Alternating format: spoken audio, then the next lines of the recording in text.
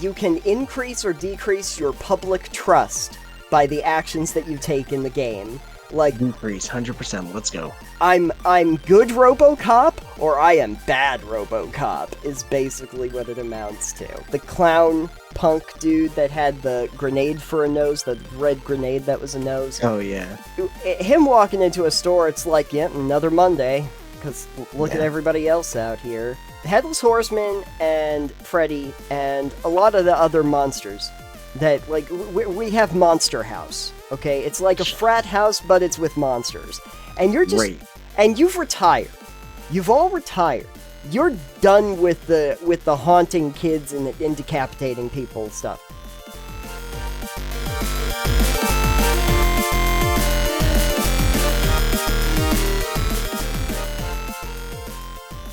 Alex, it's getting even spookier out there. It is. It is rainy. All I need it to do now is get dark with a moon that looks like a pumpkin. That's right, and then you need to have a Headless Horseman that needs that pumpkin for a head. Yeah, he's using the moon as a head. He's Moonhead. Yeah, well, that's like Max Tonight? Probably. Yeah. Yeah. No, that guy. The Moonless Horseman. Anyways. Thank you, everybody, for joining us on Total Pebble Knockdown. I am Nathan. And I am Alex. And today, we're going to get spooky-ish. Well, Ish. Yeah, bear with us. So, Alex, Steam has had its semi-regular Next Fest recently. I feel like it's pretty annually, isn't it? I think so, although I do feel like it occasionally comes around a couple times a year. It feels like it's always Next Fest in my heart, at least. Maybe. Maybe they have Next Fest and then they have a Winter Next Fest. Yeah, okay. I don't know. I can't remember, and we're not the kind of people to look this thing up. No, so we're not going to worry about it. Anyway, the point is that they recently had Next Fest. They did. And the general idea of Next Fest is to give people the opportunity to play demos, previews of new games that are going to be releasing in the near future. We hope. And there were a lot to choose from, actually. I saw lists upon lists of games that you could play during Next Fest. What was your takeaway from the general offerings? I wasn't really impressed. I didn't try a ton. I tried several that looked somewhat interesting to me. Yeah. And then there was just a lot of games that did not interest me in the slightest. I think I went through every game that was on Next Fest with the discovery queue for it. Oh, sure. And I ignored most of them. Right. And I think a lot of them, if you don't have any interest in them, it's just going to take up time. So you probably shouldn't. I looked at it and I was impressed with the number of games that were available, but I wasn't very keen on what they were overall.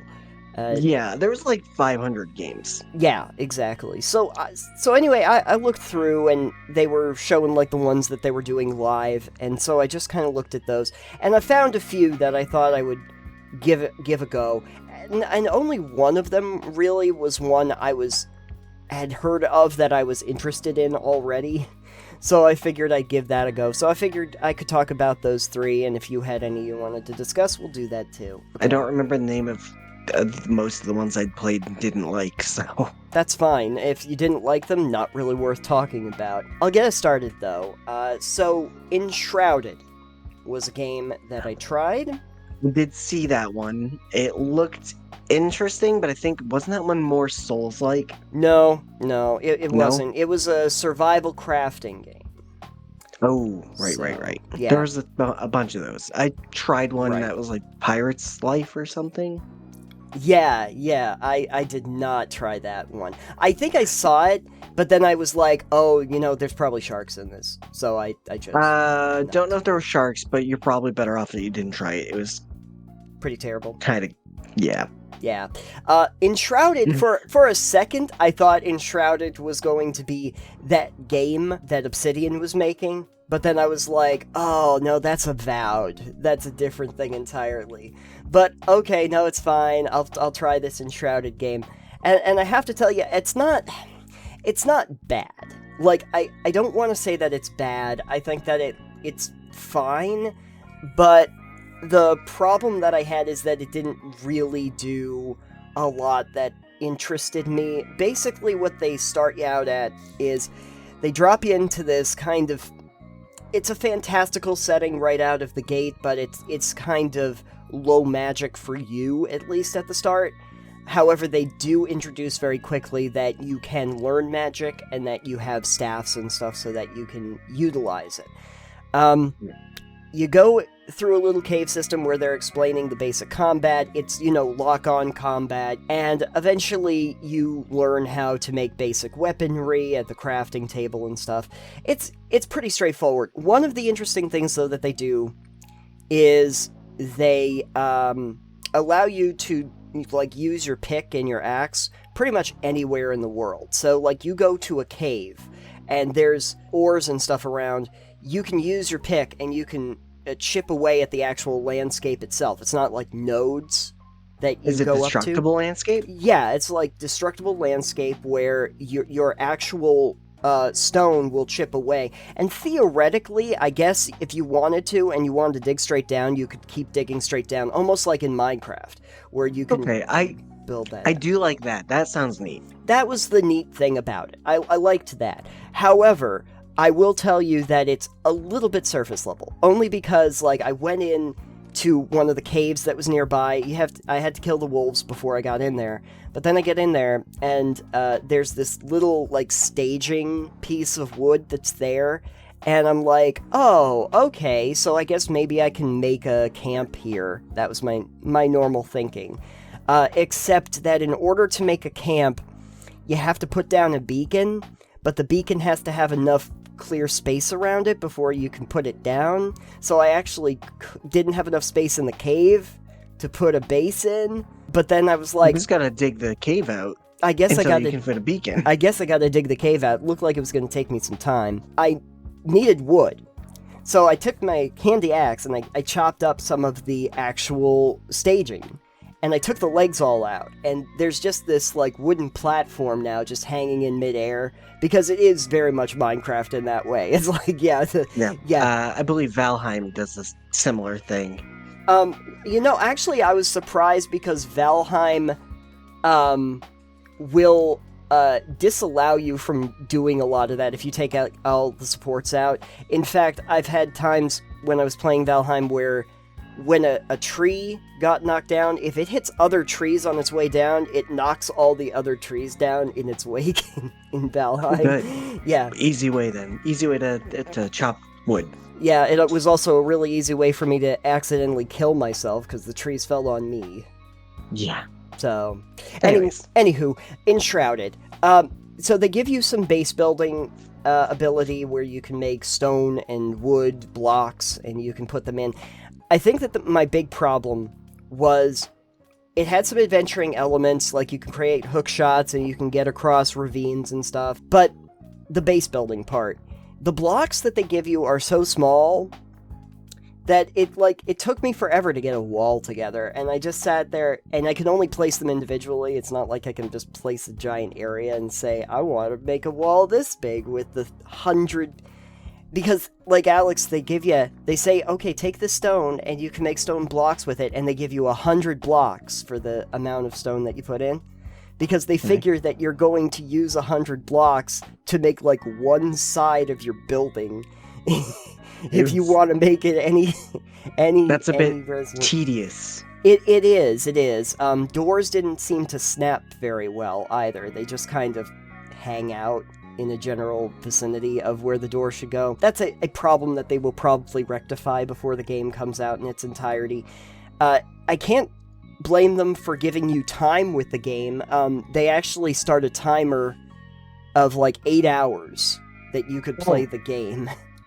And it doesn't seem like it was really shut off in many ways. I guess there were some trees that weren't available in the demo. Sure, it sounds more like here's basically what the full game gives you, but you're only allowed to play it for this amount of time, essentially. Exactly. Now, the one neat thing is that I did eventually get to a big tower, and there were some traps you had to get around in the tower, and you went up to the top, and something happened. I don't really remember what, but you could look out on the world and stuff. And when I got to that point, I was like, Okay, we're good. So I only really played a couple hours, but fall damage is a thing, and they have a lot of cliff faces, so I died quite a few times just from misstepping. I feel like games in that vein are interesting at one point, but also I don't like them a lot of times. Like, I enjoy base building and mechanics like that, Yes. but and adventuring and exploring and gathering resources is fun, but then when you mix it with heavier combat elements and bosses and like stuff like that, something gets lost to me in the translation where Right. you've got two things I enjoy on their own, but the intersection doesn't ever feel good. Yeah, I think it was tonally a little all over the place. I mean, I liked the concept. I can kind of understand where they'd be like, hey, we're almost doing an adventure game, but it's also got all these crafting elements and stuff like that.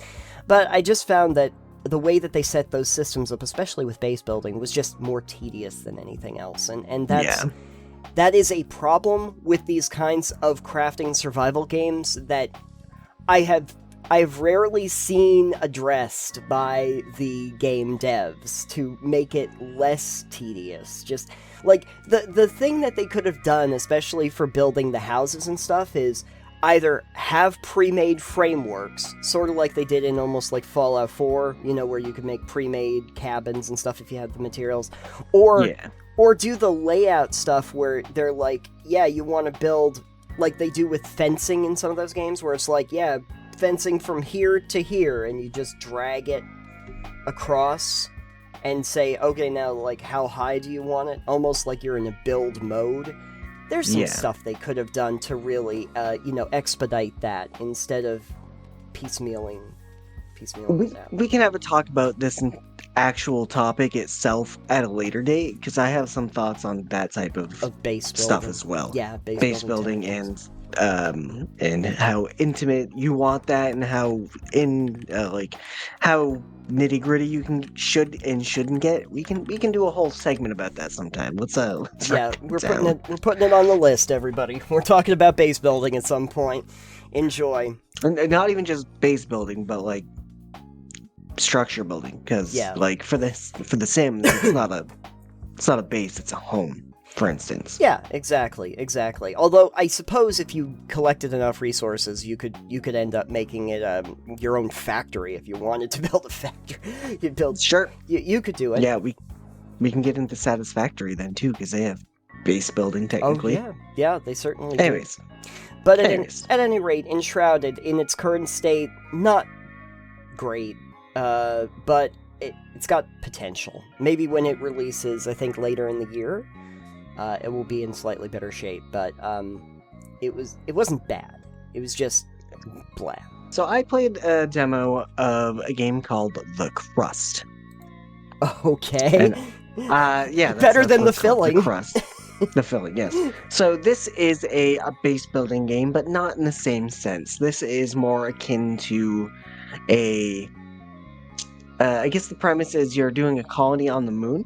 Oh, okay. And you get rovers, and you get factories, and you can mine on the moon. So you have, it's not an RTS, but it is a, did you play Frostpunk? Yeah. Yeah, it's so like that. Part of, you can explore some of the moon like Frostpunk with sending out expeditions. Okay. But really you're doing like factory stuff on the moon, and then I think you can also, I hadn't gotten there, but it looks like you can get stuff for colonists. There was some big accident on Earth, and now you need to ship out resources to them and all this stuff. One of the cool things is you get the surface of the moon. You can build your base, your buildings, and power supply for solar panels and stuff. Use drones to do a lot of the heavy lifting for hauling and resource gathering. But you can also, you build an elevator, and you can go down underneath the surface of the moon. Oh, interesting. And you can mine that out in big chunks. So a lot of your mining is actually going on under the surface. Oh. And that's really neat, because you've got basically your overworld, the surface of the moon, where you're building a base and probably building colonies. I didn't get far enough to build colonist stuff yet. Mm-hmm. And then you can go underneath, and you've got supply chains. You've got conveyor belts, and you've got mines and factories, and all the things down there to do that. And then you can build conveyor belt lifts that go up to the surface. So it's like a mix between like a factory game, a base building game, and then like a resource, management game. It's kind of like Satisfactory meets Frostpunk meets like Dwarf Fortress almost, or something akin to that. That's an not as in depth as yeah, it's a little strange. Had I thought a bit more on it when I was playing it, it's kind of similar to like Dyson Sphere as well. But it was interesting. I liked a lot of. To me, I was talking to some other friends who had tried it, who were a lot more critical of it than I am, because they're a game designer. But that's fine, Treb. You can do what you want. I thought it was a decent take. I thought it was interesting because you don't usually see surface and then underground like that done in that way. Sure. And there were tech trees to make things more efficient, to make it so you could do other technologies and all that good stuff. Sure. I thought it was interesting though. I hadn't really seen a game that takes place mining on the moon before. They had a whole feedback thing. I was like, one of the things I would love you to do is take that camera tether and make it so you can like scoot down a little or further back, because you're kind of just pointing at the moon the whole time. And space is a really good backdrop. Yeah. Especially when you can see Earth. Oh, yeah. Yeah. So I was like, if you untether it, let you move down a little so you can see like the night sky. Yeah. I think that'd be cool. Yeah. It's kind of surprising that in a space game that they didn't use a skybox to really emphasize the fact that they're in space. Yeah, that's even like I left feedback. I was like, even if it's just a skybox, it still looks nice. Yeah. When you're looking at the whole moon, though, because you can send out the expeditions around the entire moon to do stuff, just explore, you do see Earth in the background. Like, you can rotate around, you can see the Earth, but it's like, I would like it when I'm on the surface of the moon seeing stars. Sure. I thought it was interesting. I think there's still a demo if you want to try it. I don't know if you're really into factory colony building games like that. I've tried my hand at a few of them. They're hit or miss. They're hit or miss. They are. I always want to like them, and like RimWorld, for instance, I have a love-hate relationship with. Sure. Because on one hand, it's fun. On the other hand, I get bored. So it's usually the fact that a lot of them are sandbox games, where it's here you go, just survive, and I'm like, that's not enough to keep me engaged. Right. This one has a sandbox mode, I believe, but there is also a story campaign, so yeah, I like that. Personally a fan. I wouldn't mind if those were a little bit more directed in their content, so that I had clear objectives as to what I was going to do. I've played too many of those colony games where it's like, here's the 50 different lists that you have to maintain, and here's all of your menus. Enjoy all of your menus, and now, be the best colony builder, and then you're just off to the races. And I get it, a lot of it is focused on, like, emerging gameplay, and, like, random events happening and stuff like that. Like, Dwarf Fortress, for instance, is not, first and foremost, a colony sim, it is a life sim. Sure. It is we've generated hundreds of thousands of years of history, and, like, there's tons of stories you can tell with it. Like, I'm not looking at the characters' thoughts and stuff. I'm just focusing on building this base. Yeah. I don't care about, I had tea today. Cool. Yeah, I know I made tea. Good job, guys. I'm glad you ate. Yeah. They narrate the whole thing like it was Bastion. Yeah. Crust, decent. I thought, as I said, my friend who's a game designer was kind of a lot more critical of it. He's like, it's kind of shallow. I'm like, sure, but sometimes you just want shallow games. I think the one neat thing from what you're describing is the setting. The idea of doing it on the moon is a neat idea. The writing wasn't great. It doesn't have to be great, though. It just has to be serviceable. Like, I get it. You're corporate. You're very by the books. You're not very interesting characters. I don't care about you, but, like, at least there's something there. Yeah. You're telling me that they're not all going to be wonderfully built, like, space epic stories like the other ones that we've played? Okay. Yeah. Like all the characters in fucking Starfield. I was actually thinking about, what is it, Hard Space. Shipbreaker, because that one actually has decent characters. Yeah, it has an actual storyline, but the focus is on the gameplay itself. So, so it kind of like that. But they did a really good job with the characters and the story too, though, so. Yeah, no, and by the end, the story is center point about what they're trying to do, and it had a lot of interesting stuff there. I gotta play that again. You definitely should. You gotta get to the end of the story, that's the thing. I gotta get out of debt? Damn. Yeah. Anyways, next game. Complete the story, you might actually do that. So the next one that I had is the one that I actually had heard about that I wanted to try. And I saw that it was on Next Fest, and I was like, okay, this is my opportunity, I am going to try it out. And that game is RoboCop Rogue City.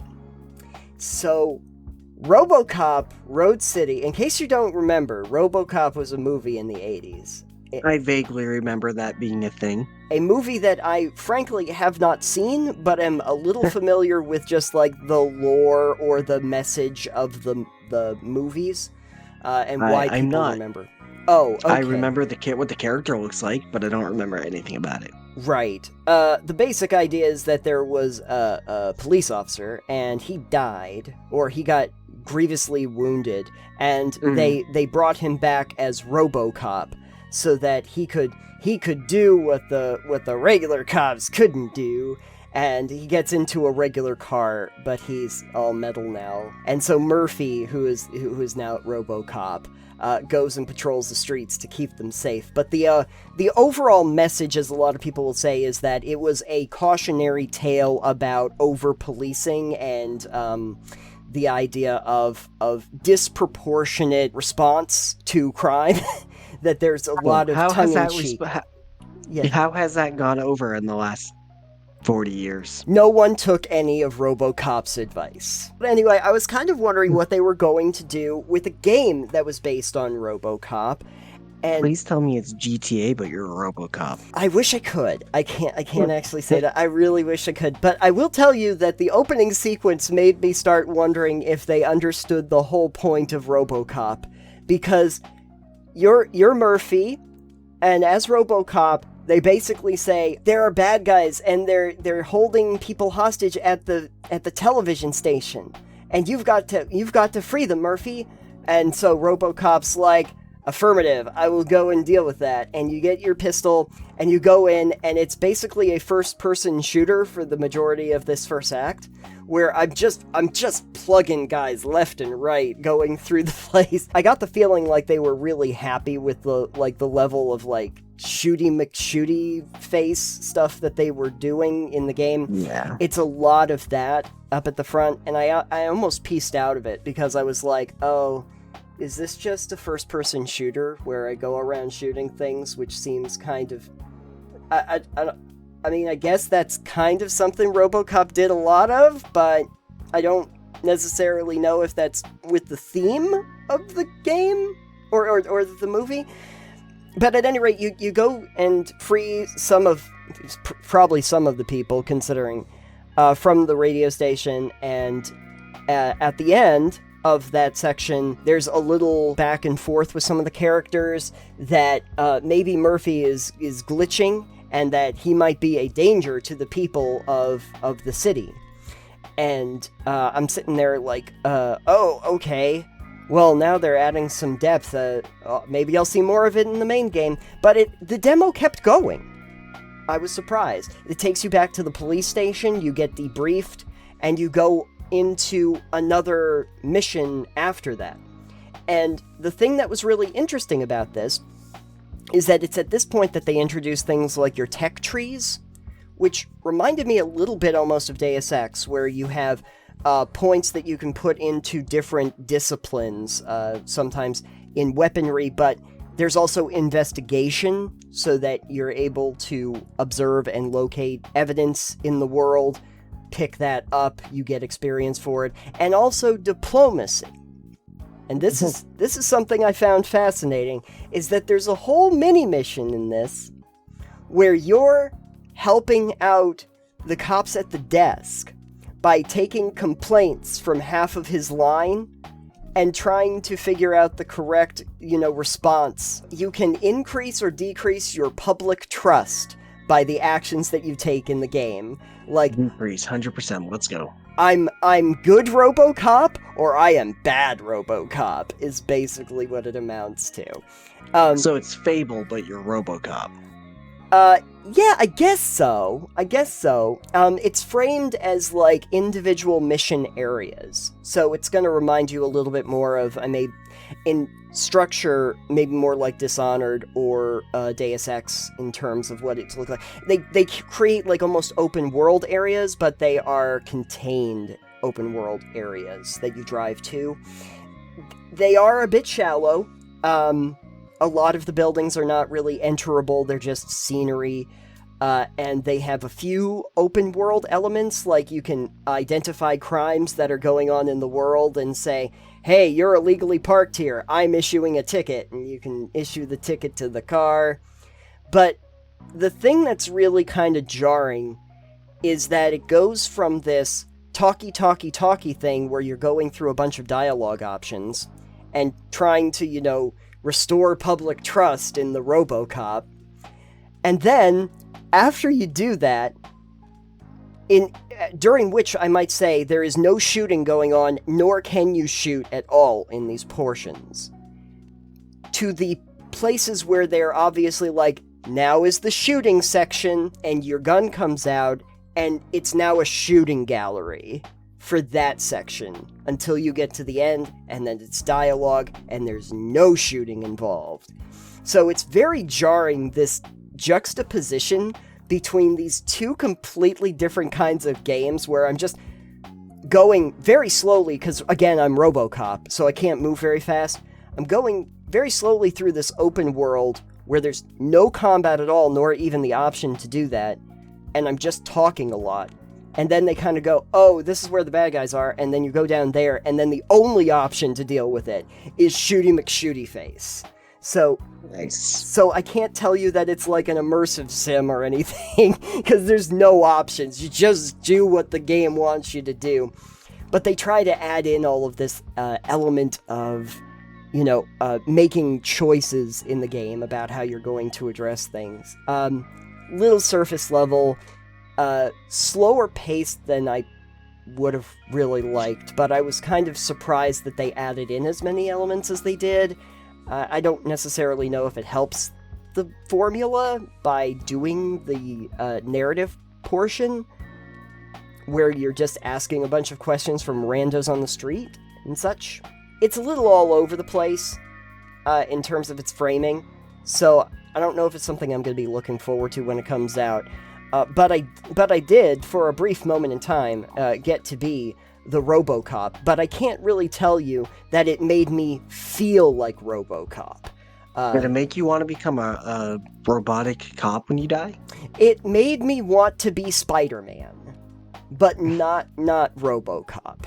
Not fair. Not RoboCop. Sorry, Murphy. Was there one other that you wanted to discuss? Not that I could remember enjoying enough to talk about, honestly. Don't worry. I tried something that kind of felt like a Animal Crossing or Stardew Valley type thing, and it was pretty bad. And you don't even remember the name, do you? Not even a little bit. Like, the art style was somewhat okay, but, like, the build controls were terrible, and the farming was terrible, and I was like, I've played 20 minutes of this, and I don't like it. Let's not do this anymore. I've kind of stepped away from, when people will be like, here's another farming game. It's like, I've played so many farming games. If I want to do it, I'm going to play one of those. I don't need new ones. Sorry. Yeah. I already have like 5 that I could go back to if I wanted to play one of those games, and I don't think you're going to do anything particularly revolutionary in that vein.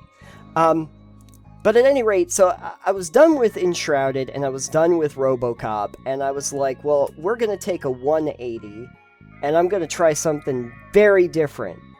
And I saw this game that was called My Horse Bonded Spirits. I saw that. And it's a game where you learn how to be a horse girl, basically. You learn how to take care of a horse and ride the horse. I think what they were trying to go for is like the Barbie horse adventure from back in the day. Yeah. that's still around. Exactly. And you know what? I've never played that particular game, but I'm thinking it's probably better than this because my horse bonded spirits is bad.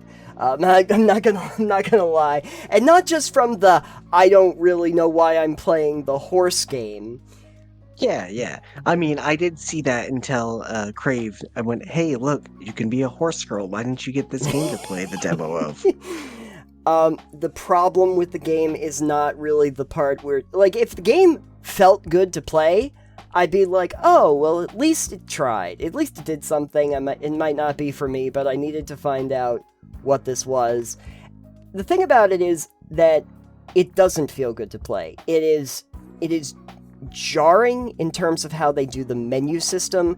Resource management and the UI are very rudimentary, and then it commits a real cardinal sin, which is once I actually get on the horse and I try to ride the horse, the controls are just, I don't know what they were thinking. Just think about this for a second. You've probably played a few games where you ride a horse. Couple. Okay. Couple. When you get onto the horse, what do you figure you're gonna do to make the horse go fast? What are you gonna... You spur it on. You spur it on, yeah, and usually that will be like a key, like some button that you push, or a button that makes you go fast, or a button that makes you sprint, or something like that. So what they decided or double tapping the key for moving. Oh yeah, double tap. Yeah. Or click the button if you're using a gamepad, something like that. And It's like, great, that would be terrific. They don't. So I hope they take a page out of Weird RPG and it's voice command. No, but that would be terrific, wouldn't it? Go. Yeah, no, that would have been more interesting. What they do instead is that they basically use like your Q and E keys on the keyboard to reduce or lower your speed of the horse. So you're in different horse speed modes. So you're using an acceleration control for the horse, like it's a throttle, like you're shifting horse gears. Like you're shifting horse gears, yeah. But it doesn't kick in right away. So when you get to the part where I have to actually like jump over the hurdles, because there's courses you can go around where you're jumping over the hurdles and everything, I kept missing them because I couldn't get up to speed fast enough, so I'm like trotting along, and I'm like trying to make the speed go faster, and it's just like, yeah, we'll get there eventually. And so I go to try to leap over the thing, and I do this like, and I fall right on top of the hurdles every single time. And I get to the end, and it's like, you got 0 out of 5 hurdles. Well, yeah, of course I fucking did. I hope it said good job after it too. It was like, wow, 1, you could do better than that. It's like, yeah, I bet I could. Try again. If I could make my horse go at any speed, that would be terrific. There's a lot of busy work. You have to equip individual things like the brush, and then you can brush your horse, and there's contact clues for that. You're supposed to go around and talk to the different people that are in the world. I thought you were going to say go around and talk to the different horses. No, but again, that would have been a much more interesting thing. A Mr. Ed simulator. Roach, yeah, from that one mission that actually was good. There's a weird part like at the end after you do the little go around the field with your horse kind of thing, which again didn't feel very satisfying. Very jerky movement on the horse, where they're like, "Hey, there's somebody that's camping out on your farm." Okay. Put them to work. Well, yeah, there's just a dude in like a twig and leaf outhouse that he made, sort of thing, and he's just like, "Oh, I'm sorry that I'm on your family's property," and you're like, "Well, can you build things?" And he's like, "Yeah, I'll build you stuff." Well, okay, I can see what a great job you did on your twig and stick house. I can't wait to see what you do to make my stables look better. Yeah, twig and stick stables. Good job. My horses are so angry. Turns out Look at them. They flop onto onto hurdles. Turns out that the guy that's in the woods that made like a hovel out of sticks and twigs is actually a Finnish carpenter, and he can do some pretty impressive work when you put him to... Oh, yeah, I should say that the actual storyline is supposed to be that, like, you're the horse girl, right?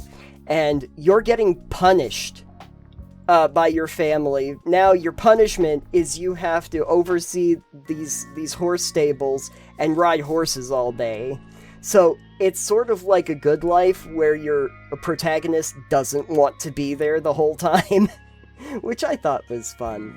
But yeah, it's not great. I don't really know what they were trying to accomplish with this, except maybe kind of going, hey, you know, I remember the old game, it was called that Bobby Horse Adventure. People like the Bobby Horse Adventure. I bet we could make one that is definitely not a licensed property, and we could sell that. But it's bad. It's a bad Barbie horse adventure. I'm not a Barbie horse girl in a Barbie horse world. That's fantastic. It's so drastic. I don't know. Made of plastic, isn't it? I can't remember the words. Anyway, Aqua was a Euro pop band from back in the... Yeah, anyway, we don't talk about Aqua. We don't talk about Aqua. Anyway, so those were the three that I tried, and it went, It was me. Yeah, I wasn't really impressed with a bunch of games. Again, there's that one that I played. I did like it, so it's on my wish list still, and I'm hoping they improve it and make it fun, and I might buy it if it goes on sale. I don't know. I've got so many other games to play that it's hard. Yeah. So my general takeaway is none of these three I probably will have any interest in getting when they release. Yeah. I mean, as much fun as My Horse Bonded Spirits was, I need you to complete that one and report back to it. I need to 100% my horse. Great. Yep. Can't wait.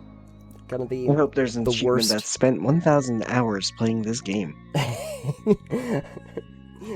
Good luck. My horse this century. Anyway. I'm interested to know if anyone else had played anything during Next Fest, and if you did, please let us know in the comments down below. Yes. In fact, if you're still listening, frequent commenter and friend of our show, Clayton Calix, has played a bunch on Next Fest, and I believe he was doing 2 videos a day during Next Fest for games. So go check him out, give him some love from us, because he's always so great to us here. That's right, and apparently is far more committed to playing all of these things than we were, because not a lot that really tickled my fancy on there, I gotta be honest. I looked in the future topics today to find out what we might be able to talk about, and you had posted something. I did. That said... Yeah, go for it. Tell me what this is. What did I say? Are you looking at it? Yeah, so what you wrote in future topics was just, what's the deal with face tattoos? Yeah, so what is the deal with face tattoos, Nathan? Are we doing a tight 5 for Jerry Seinfeld right now? No, please never. I'm sure you've played games before, Nathan, and I'm sure you've played plenty of games that have character customization options. Yes. There's a lot of options you can do. One of the things you can do in The Sims, for instance, is tattoos. You can put arm tattoos, back tattoos, chest tattoos. You can put tattoos on, especially mods. You can put even more tattoos. And they may not be the greatest thing in the world, but you can do it, which is cool. Customization.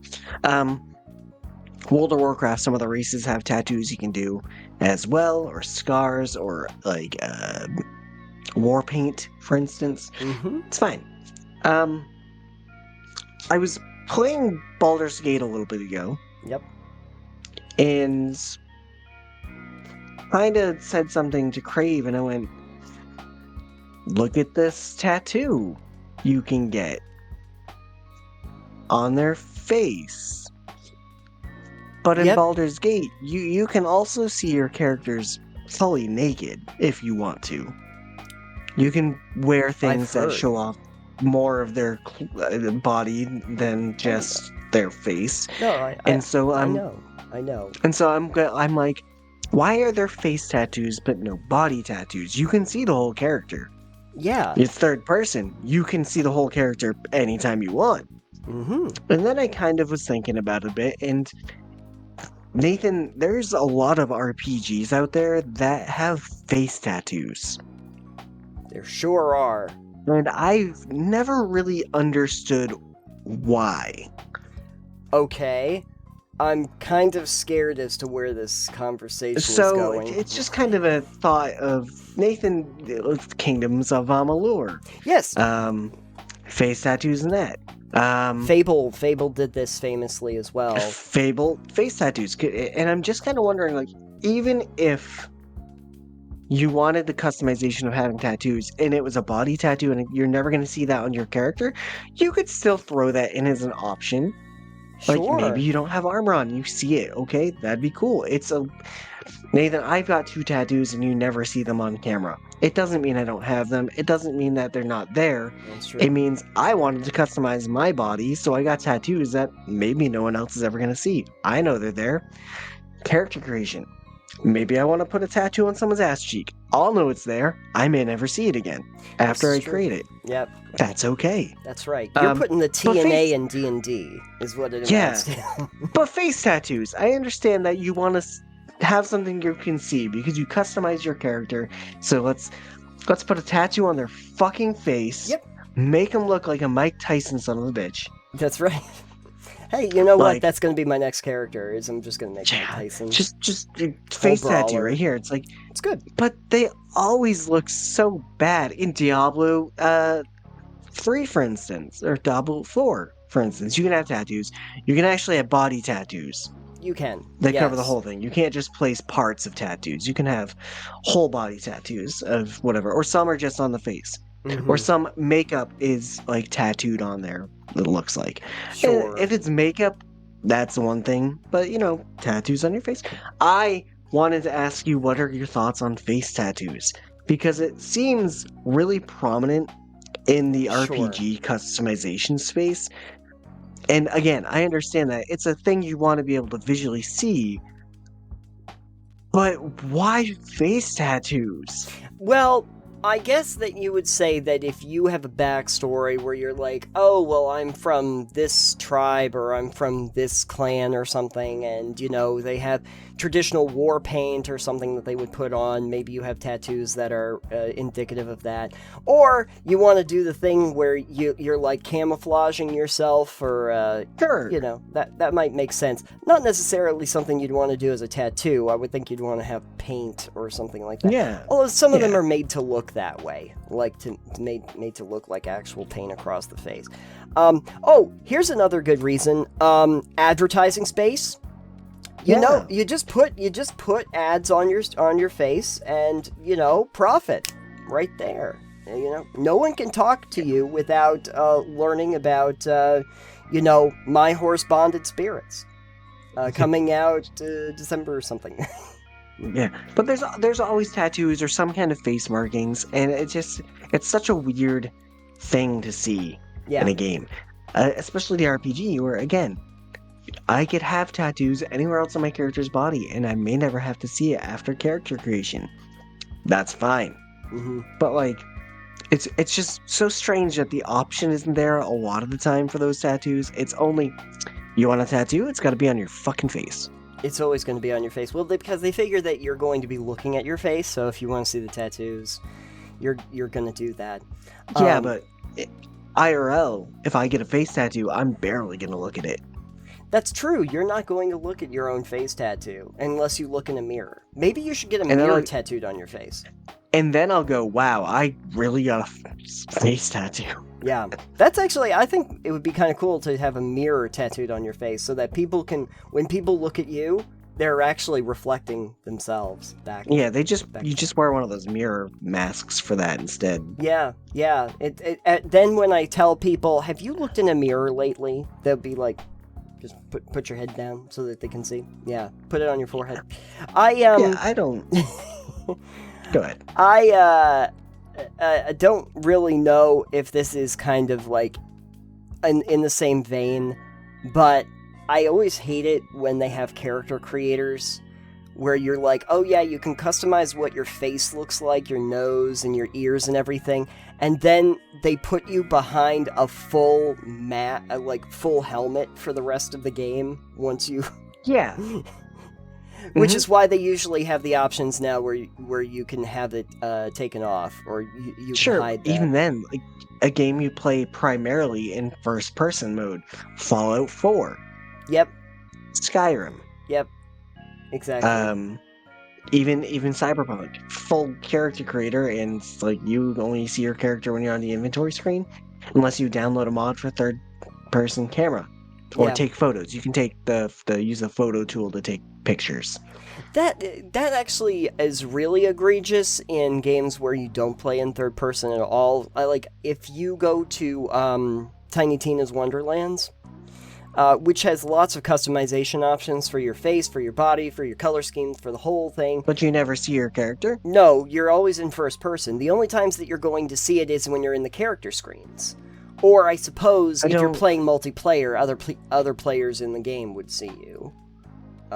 When you die. If it's okay. See, multiplayer I can kind of understand having it there for. Sure. Because then at least you are visually different than another player.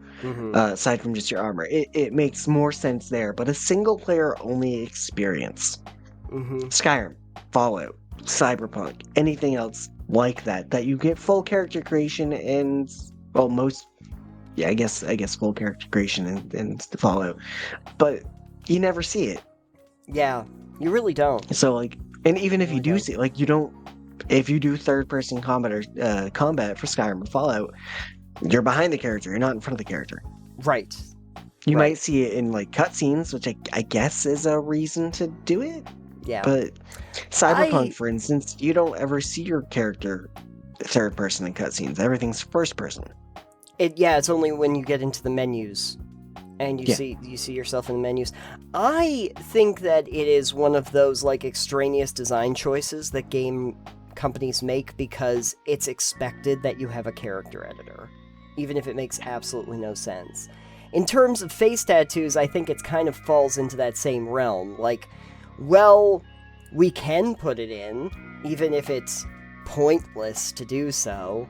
And people will be like, oh, look at all of the cool tattoos I can put on my face. Because I would never do it in real life. Because this is how I find immersion. By being able to do things I couldn't do in the real world. Get a face tattoo. And listen, if you're listening to this and you have a face tattoo, that's fine. I'm not trying to say that you shouldn't get face tattoos. I'm saying that it is prevalent in games far more than I think it needs to be. I feel like that is a lot less common to see, especially IRL. I've met people who have face tattoos, and it's whatever. Right. I don't care. I have tattoos. You can get a tattoo on your face if you want. But in games, it's a lot more prevalent than other tattoos. And I don't know. I don't get it.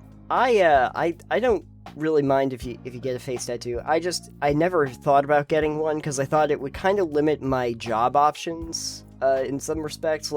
If I end up getting a full skull tattoo over my thing, I probably can't be an accountant anymore. I'm not going into accounting. You just can't do it anywhere public facing. Oh, so I'm gonna do it for Hell's Angels or something. I'm gonna do it for. They probably have an accountant. Yeah, everyone needs an accountant, a bookie too. Yes. Yeah. I feel like maybe that's it. Maybe it's you don't really have to worry about presenting yourself in a game. Because you're just an adventurer usually. You can do what you want. You can have a face tattoo and they're like, oh, you killed the bounties? You're like, yeah. And then you got blood smear tattooed on you. And they're like, yeah, you look like you'd kill those bounties. Good job. Thanks. You know what else, though, is that you could do it do you remember a villain in Batman, Victor Zsasz? Mr. Zsasz? No. Okay, Mr. Zsasz was a serial killer. And every time he killed somebody, he would make a mark on his skin to show that he had another kill down. So you could have like maybe tattoos that like you tattoo like a mark on your face every time you get a bounty or something like that. Sure. Although I will tell you the one thing that really annoyed me, and it's about like the design options and everything, and the face tattoos are a good example of this, is that it doesn't really seem to affect in any way, shape, or form other characters' view of you, even if you're just meeting them for your first time. Like, I kind of imagine if I had like literally a devil horns and fangs tattooed on my face, that if I walk up to, you know, like the average flower shop owner on the street in one of these games, that they might like take a minute or have some reaction in a negative way of that. Maybe.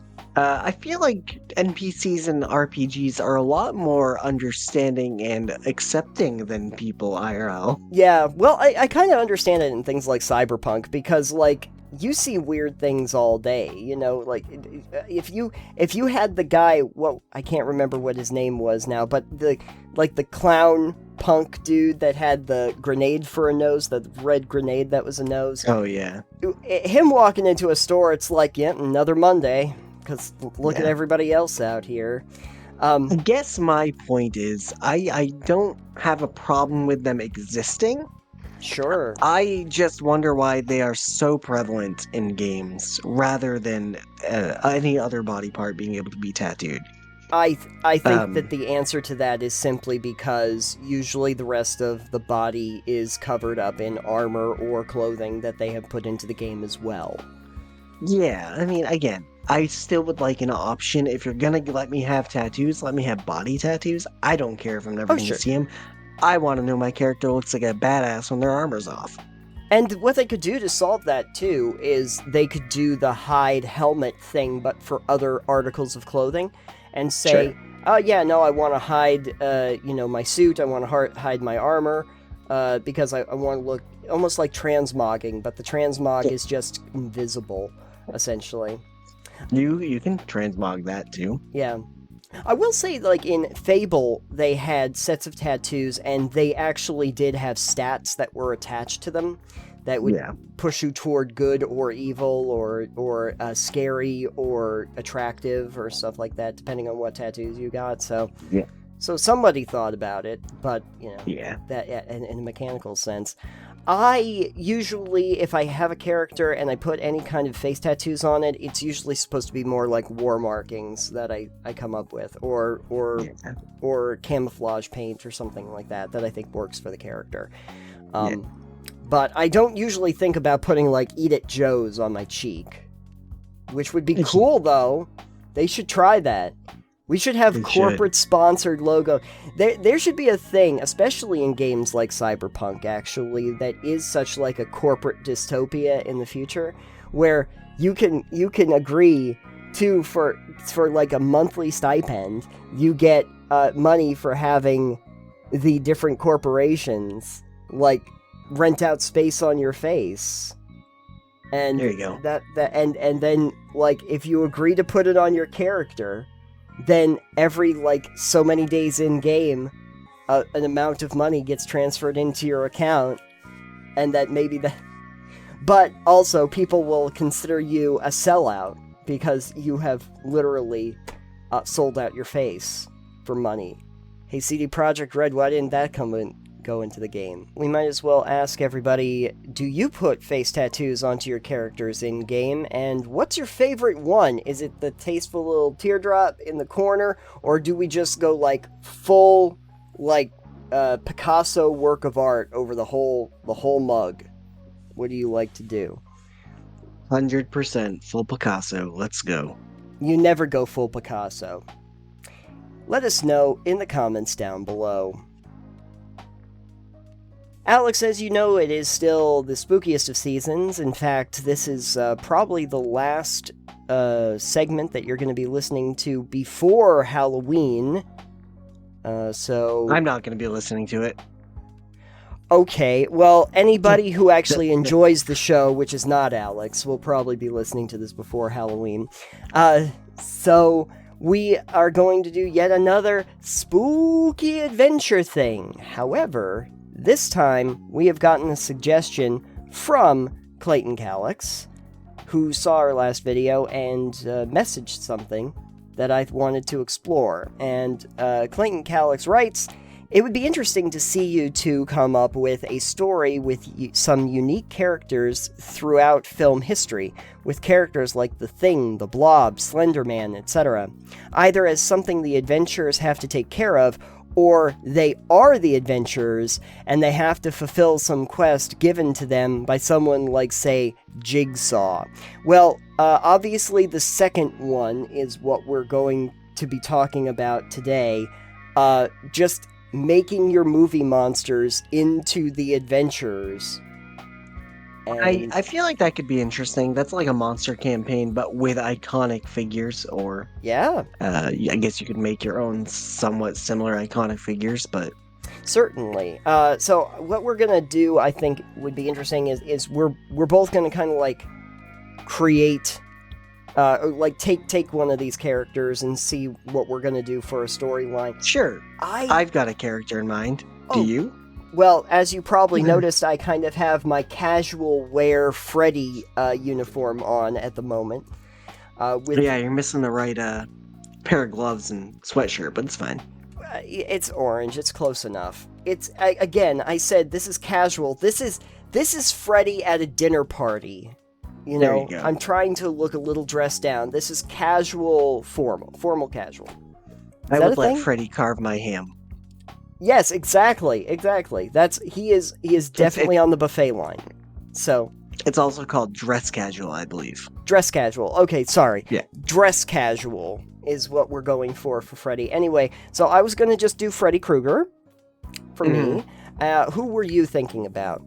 Oh, well, since it is spooky season, I was thinking of the Headless Horseman, the rider of Sleepy Hollow. Ah, excellent. So, I guess now that we've kind of figured out who we're going to be, what is going to be the adventure quest? Well, I think yours is kind here's the first thing. It's yeah.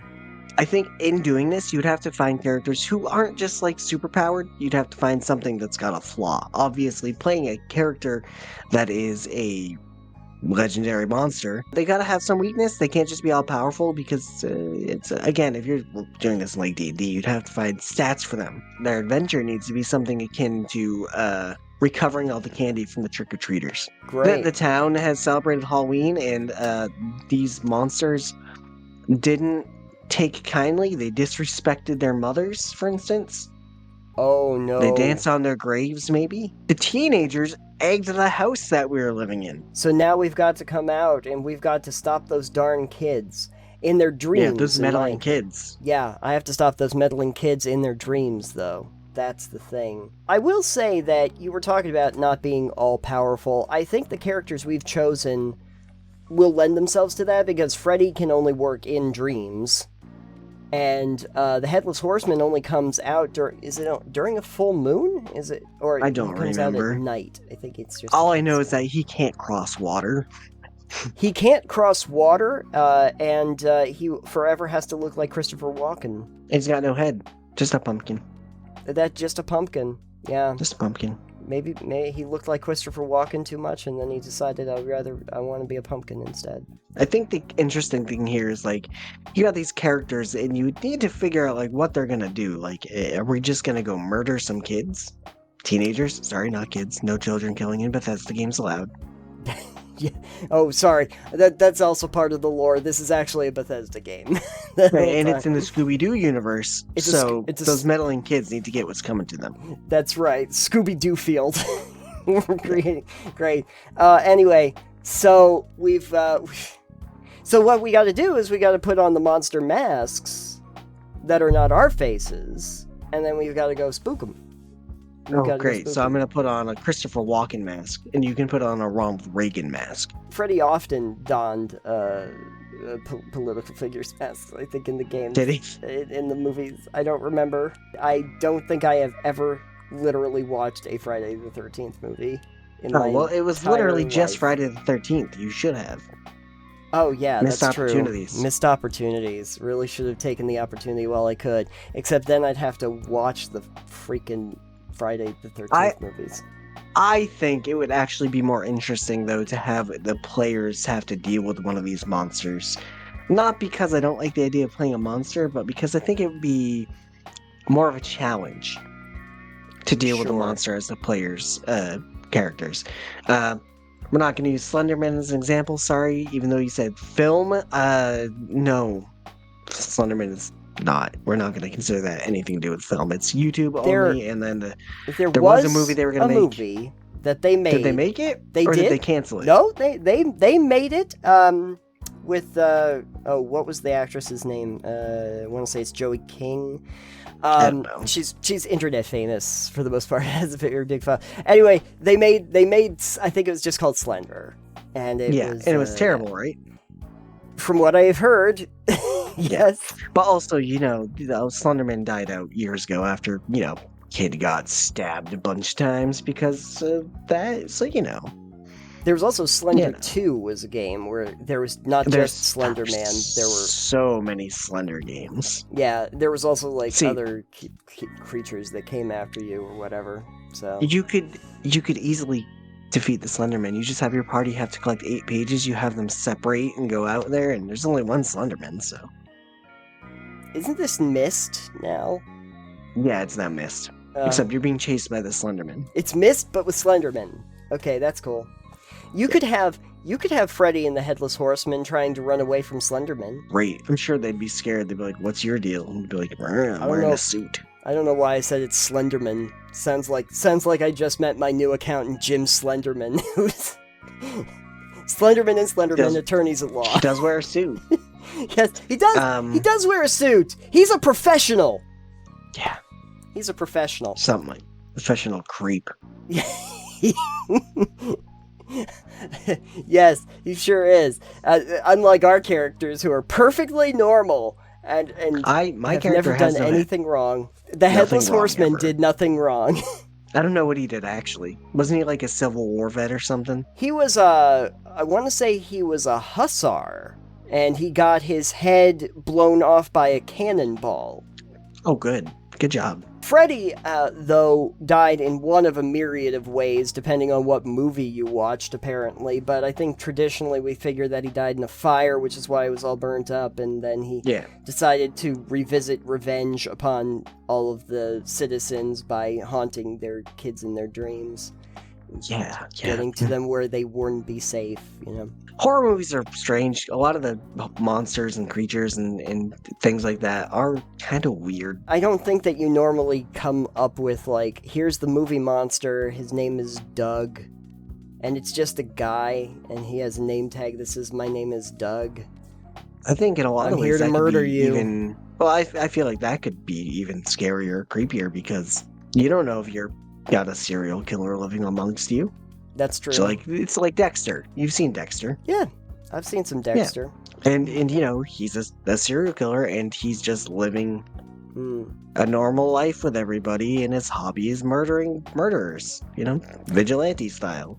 It would be interesting. I'm sure that they've done it at some point, but the idea of a shapeshifter that was a serial killer, like a changeling. I think that wasn't that a quest line in Witcher 3, I want to say? I don't know. One of the Probably. shapeshifters was like a criminal, and he had to keep tracking him down because he kept putting himself in other faces. I feel like you do the bait and switch for a mission, an adventure, where there's somebody out there killing, maybe they're draining the blood and killing it, something vampire, or there's some monster your party needs to take care of, and they find the person who seems like the culprit. Everything points to them. Yeah. But they're not the culprit. It's a bait and switch. It's actually this guy in town who's just the local butcher. Okay, I got an idea off of that. Okay, so Headless Horseman and Freddie and a lot of the other monsters that, we have Monster House, okay? It's like a frat house, but it's with monsters. And you're just... Right. And you've retired. You've all retired. You're done with the haunting kids and decapitating people stuff. You're done with the beheadings. You're done with the wars. You're done with the haunting people in their dreams and the weird traps. and you're sitting there in Monster House. There's a weird murder that happens somewhere in town. Immediately, when that happens, the whole town determines that it must have been one of you. And so the townspeople decide that they're going to get their pitchforks and their torches, and they're coming to your house now, and they're coming to kill all of you now. So now you gotta figure what you're out. Telling me is, Yeah. You look out your window, instead of the angry townspeople with pitchforks, it's the angry monster town people with pitchforks. Yeah, exactly. Frankenstein's just out there like, I didn't think it would have to come to this. No. Monster House is the only place where the monsters live. The rest of it is just a regular town. Oh, no, I think it's funnier if the whole town is monsters. Oh, okay. And you see just, like, Frankenstein's monsters out there with, like, Dracula and a bunch of other people, pitchforks and fire, and they're like, we didn't think we'd have to be the ones to do this. Justice for Wolfman. Yeah, justice for Wolfman. Someone shot him with a silver bullet. Yeah. We know you had silver bullets, Headless Horseman. And so then they come to you, and now it's both you're on the run, because now you've got a bunch of people with pitchforks and torches that are coming after you. And they're actually, you know, it'd be funny if they were all just extras from the Thriller video. There you go. All of the townspeople are just, and all of a sudden you know that they're coming for you because you hear the music, and you look out and they're doing the Thriller, but they have the pitchforks and torches. Anyway, so you have two objectives now. The first objective is get away from mob that is trying to kill you, because there are too many of them. And then the second part is figure out who the actual murderer was. That's the Wolfman all along. He faked the death.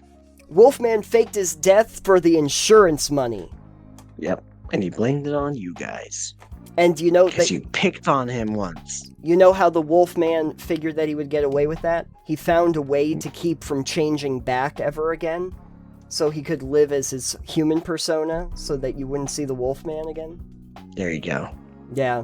Now you have the body disappeared.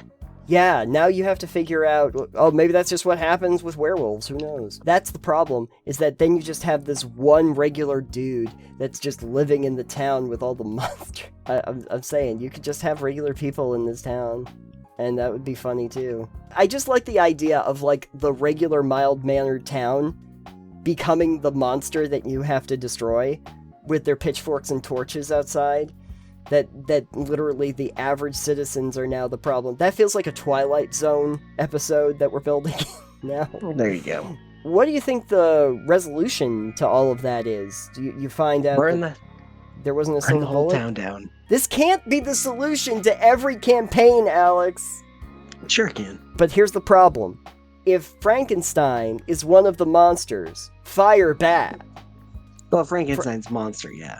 Yeah, the Frankenstein monster, who occasionally just goes by Frank. Anyway, he was fired bad, but torching this town.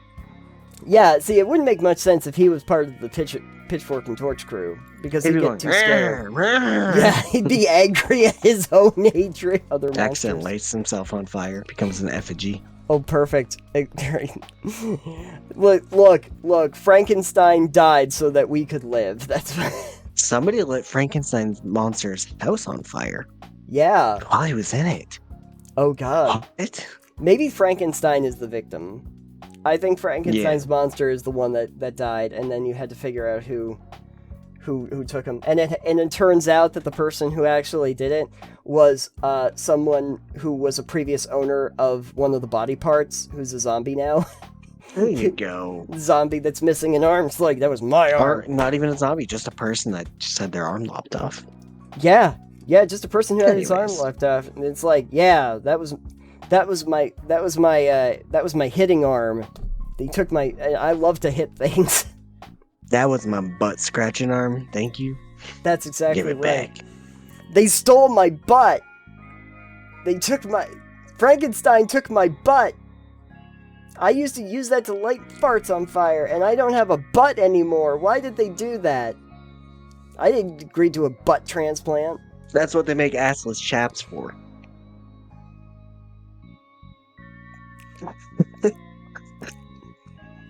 That's the name of the campaign. A group of assless chaps. that's the name of the adventure party.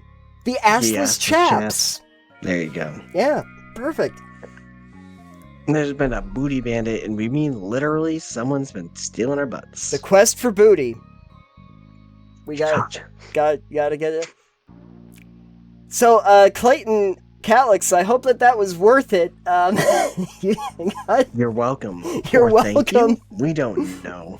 Did you get a cursed blame monkey you. paw when you made that suggestion? The finger curls up. That's the last one. Anyway, if anyone else has cursed monkey paws that they want to use on us, go ahead. Try it out. Leave a comment down below. Who knows? Maybe we'll actually do something just as ridiculous as this thought experiment on the next episode. Alex, I'm almost all spooked out. I don't know if I can handle it. Almost. One more spook until spooky is gone until food coma time. Oh, then it's food coma, and then it's snowy gifty moment. Yeah. I love snowy gifty moment. I get all the gifts and they're all snow. Great. I'm gonna make sure I get you a bag of snow. Thank you. I want problem. a Christmas present that is just literally Thanksgiving leftovers that they've wrapped up in paper. Sure. They've left Just it put under in the freezer tree and for take it back out. No, they've left it under the tree for the last week. Ooh, no, thank you. It's good. It's starting to smell a little All bit. right. Hey, Alex, if they wanted to find a smorgasbord of fun content for Total Pebble Knockdown, where could they go? You could go to TotalPebbleKnockdown.com where we have all of our stuff there. That's right, it's stuffed full of the stuff, in fact.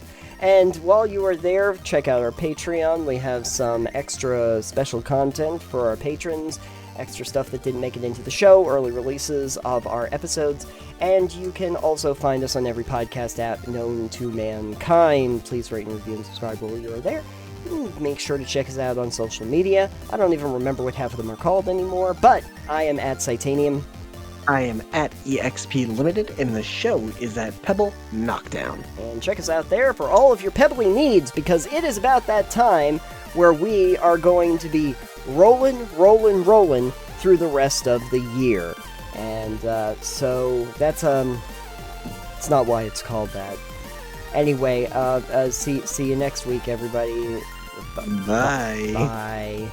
Ooh. Boo. Ooh. Boo-eye.